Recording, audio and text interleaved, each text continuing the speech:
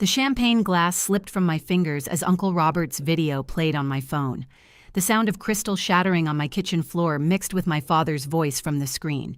"She's not a daughter, she's a walking ATM." My knees buckled slightly as I gripped the granite countertop, watching my entire family toast to my humiliation around our old dining table in Phoenix.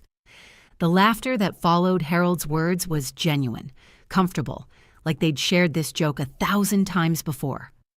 Diane leaned forward, her manicured nails tapping the table. "Stop it, Harold," she giggled. "That girl works herself to death.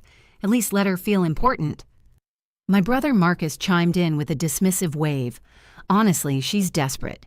You should hear how she justifies sending money home. It's embarrassing." The timestamp showed this was filmed 3 days ago, during what they'd told me was a small family dinner. I wasn't invited to because I was always so busy with work. My name is Olivia, I'm 34, and I'm a forensic accountant. This is the story of how I audited my own family and discovered I was funding my own destruction. Growing up in our Phoenix house, I learned early that love came with conditions. Harold demanded perfection, Diane required constant validation, and Marcus simply existed as the golden child who could do no wrong.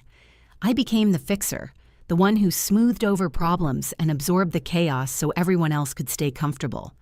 When I moved to Denver for my career 4 years ago, I thought distance would help. Instead, it made me more valuable. Suddenly, I was the daughter with the steady income, the one who could wire money for emergencies and handle complicated financial problems from 600 miles away. Every crisis became my responsibility to solve.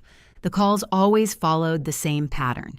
Harold would start with family news, then gradually shift to whatever disaster needed my immediate attention.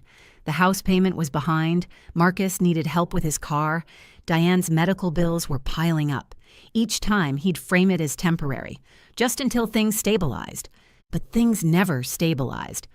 They just found new ways to fall apart that required my intervention. 3 months ago, something shifted. Harold's voice on our weekly calls grew tighter, more formal. Diane started ending our conversations abruptly. Marcus stopped answering my texts altogether. When I asked what was wrong, they insisted everything was fine, that I was overthinking things. The video explained everything. I watched it 3 times, each viewing revealing new layers of calculated cruelty. The way Harold raised his beer in a mock toast, how Diane's laugh grew louder when Marcus called me pathetic. The casual comfort with which they discussed my financial contributions, like I was a business expense rather than a family member. But what broke something inside me wasn't the mockery, it was the planning. This wasn't a moment of weakness or frustration. They'd built an entire system around my guilt and loyalty, then celebrated it like a successful investment strategy. My phone buzzed, a text from Harold. "Family meeting Sunday, important news to discuss." I stared at the message, understanding flooding through me.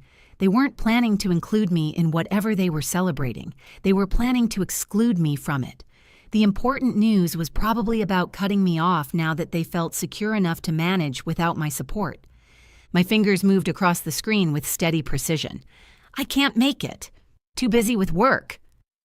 For the first time in years, that wasn't a lie. The next morning, I did what forensic accountants do best. I followed the money. 4 years of bank statements spread across my dining table like evidence in a case. Every wire transfer, every emergency payment, every temporary assistance that had become permanent. The numbers were staggering. Mortgage payments? $2,800 monthly for 48 months. Utility support? $400 monthly average. Emergency assistance? $15,000 in the past year alone. Medical bills, car repairs, home maintenance, all funded by my Denver salary while they lived rent-free in Phoenix. But the real revelation came when I cross-referenced these payments with their social media posts. While I was covering their mortgage, Harold was posting photos from expensive restaurants. While I paid Diane's medical bills, she was showing off shopping hauls. Marcus's car troubles seemed to coincide perfectly with his posts about weekend trips to Sedona. They weren't struggling. They were budgeting my contributions as discretionary income. My phone rang. Harold's name appeared on the screen. "Olivia, sweetheart, we need to talk about Sunday." I told you I can't make it. This is important. Family business that affects everyone. I almost laughed at the irony. What kind of family business? The kind that requires everyone to be present. Don't make this difficult. The dismissive tone in his voice, the same tone he'd used in the video, crystallized everything. I wasn't family. I was a resource they managed. Actually, Harold, I think we should keep things simple going forward. I'm going to need you to handle your own finances from now on. Silence stretched across the line. What's that supposed to mean? It means I'm done sending money. The explosion was immediate. You can't be serious. Do you have any idea what you're throwing away after everything we've done for you? What exactly have you done for me? We raised you.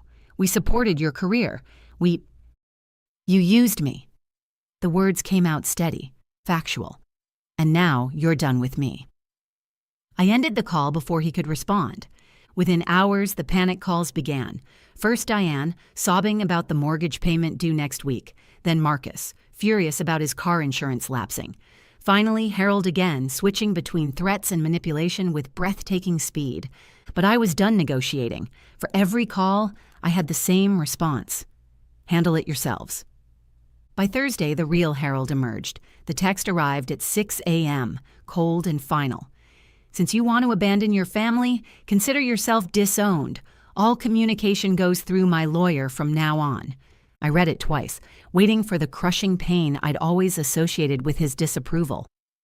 Instead, I felt something unexpected. Relief. He'd finally said what we both knew was true. I'd never been his daughter. I'd been his ATM. I typed back one word. Understood. Then I opened my laptop and began the most satisfying audit of my career. My forensic training had taught me that financial abuse always leaves traces. Harold might have hidden his exploitation from me, but he couldn't hide it from documentation. I spent the weekend building a comprehensive case file. Every payment, every excuse, every pattern of manipulation that had kept me sending money for 4 years. But the deeper I dug, the more concerning the picture became. Harold wasn't just taking advantage of me, he was taking advantage of others. As treasurer of their neighborhood association, he had access to community funds. Through my professional contacts at the county recorder's office, I accessed the public financial records that showed irregularities that made my auditor instincts scream. Missing documentation, vague expense categories, payments to vendors that didn't seem to exist, small amounts here and there, but consistent enough to create a pattern that looked disturbingly familiar. I'd seen this before in corporate fraud cases. The same techniques Harold had used to extract money from me, he was using on an entire community. Monday morning, I called my contact at the Arizona State Board of Accountancy. I need to report suspected financial misconduct, I said, my voice steady with professional authority. And I have documentation. The investigation moved faster than I expected. Within 2 weeks, Harold's access to the community funds was suspended pending review. His carefully maintained reputation as a trustworthy community leader began unraveling as neighbors started asking uncomfortable questions. Diane called me crying, begging me to fix this misunderstanding. Marcus sent angry texts accusing me of destroying the family out of spite. But Harold said nothing. His silence told me everything I needed to know about how serious the situation had become. 3 weeks after his disowning text, Harold appeared at my Denver apartment. I wasn't expecting him, but the building's concierge had called up to announce a visitor claiming to be my father. I opened the door to find him looking smaller somehow, his usual commanding presence replaced by something that looked almost like fear. "Olivia," he said, his voice cracking slightly, "we need to talk. I thought all communication was supposed to go through your lawyer. Please, just hear me out." He stepped closer, desperation creeping into his tone. "These allegations are destroying everything I've built. People who've known me for 20 years are treating me like a criminal. You have to help me clear this up." I leaned against my doorframe, studying his face. "Help you clear up financial irregularities in the community fund?" "They're not irregularities. They're misunderstandings, bookkeeping errors. You know how these things work. You could explain it to them." The way you explain to your friends how I'm just a walking ATM. His face went white. For a moment, neither of us spoke.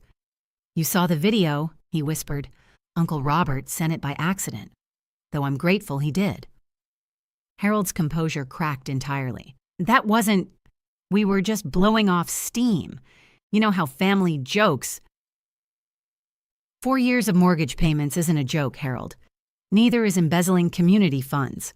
I never embezzled anything. Then you should have no problem with the full audit they're conducting. I watched him realize that I wasn't going to save him this time, that the daughter who'd spent years absorbing his crises and fixing his problems had become the professional who could expose his crimes. You're really going to destroy your own father? I'm not destroying anything, I said quietly. I'm just not holding it together anymore. I closed the door while he was still standing there, his mouth open in shock. Through the peephole, I watched him stand motionless for several minutes before finally walking away. 6 months after Harold's conviction, the final chapter came to a close. Harold was formally charged with misappropriation of community funds, over $80,000 over 3 years. The jury found him guilty on all counts, and he received 18 months in prison plus full restitution to the community association. The house in Phoenix, the one I'd kept afloat with my mortgage payments, went into foreclosure within 2 months of my stopping support. Diane moved in with her sister in California. Marcus got a job, his first real job in 5 years. Meanwhile, my life in Denver transformed. Without the constant financial drain of supporting my Phoenix family, I had money for the first time in years. Real money, investment money, future money.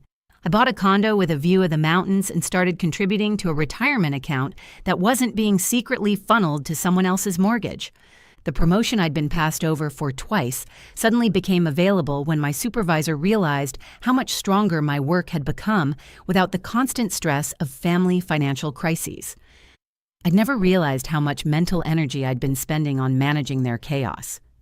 2 months after Harold began serving his sentence, I received a letter from Diane, not a text or email, but an actual handwritten letter. In it, she apologized for the video, for the years of taking advantage, for treating me like a bank account instead of a daughter. She said she understood if I never wanted to speak to them again, but that she needed me to know they were all getting help. Financial counseling, family therapy, the works. She ended by asking if there was any chance someday that I might consider giving them another chance to be the family I deserved. I read the letter twice, then made my decision. I wrote back a single page. While I appreciated her acknowledgement of the harm they'd caused, I wasn't ready for reconciliation and might never be. I wished them well in their recovery, but I had built a new life that didn't include space for people who had treated me as a transaction rather than a daughter. I mailed it the next day and felt a profound sense of closure. Standing on my balcony that evening, looking out at the Denver skyline, I realized something profound. I'd spent 34 years trying to earn my place in a family that had already decided I was only worth what I could provide. But the moment I stopped providing it, I discovered something better, my own life, funded by my own choices, accountable to my own dreams. If you've ever been the family ATM, the one who always fixes everyone else's problems while your own needs go unmet, know this. Walking away isn't abandonment, it's survival. Setting boundaries isn't cruelty, it's self-respect.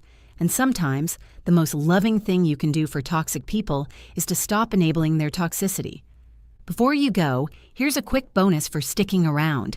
If you love learning and growing like I do, you need to try audiobooks. I've got an exclusive deal with Audible. Your first month is completely free. That's access to over 500,000 titles, zero cost to you. All the details are waiting in the description. Don't miss this one.